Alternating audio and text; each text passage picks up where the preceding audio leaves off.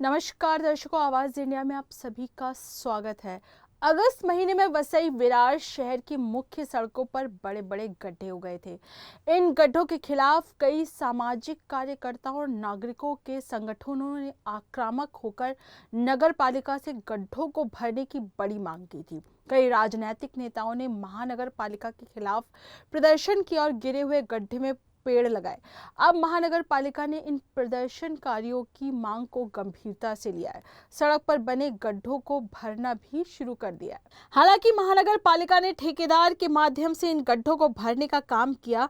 ठेकेदार ने मिट्टी और बजरी से गड्ढों को भरना शुरू कर दिया। 7-8 दिन से शहर में बारिश का दौर थमा हुआ है, जिससे गड्ढों में डाली गई मिट्टी वाहनों की आवाजाही से जहां तहां उड़कर बैठने लगी है। वहीं सड़कें मई की गर्मी जैसी दिखने लगी हैं।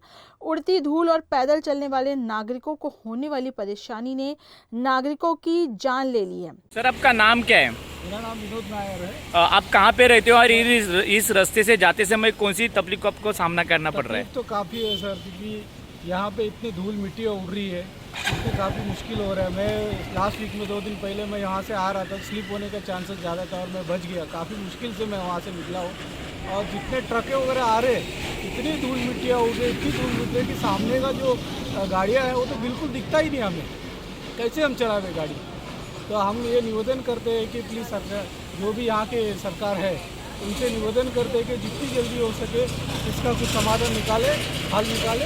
Thank you. खास बात यह है कि वसई विरार शहर में सड़क की मरम्मत के लिए नगर पालिका ने 2 करोड़ रुपए खर्च किए थे, लेकिन ये खर्च बर्बाद हो गया। और स्थानीय नागरिकों का बड़ा और गंभीर आरोप है कि महानगर पालिका ने नागरिकों के पैसे की बंदरबाट की है।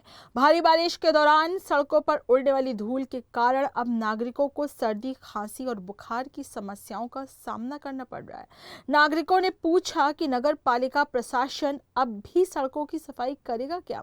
ठेकेदार द्वारा किए गए घटिया काम के कारण ये सवाल उठने लगे हैं।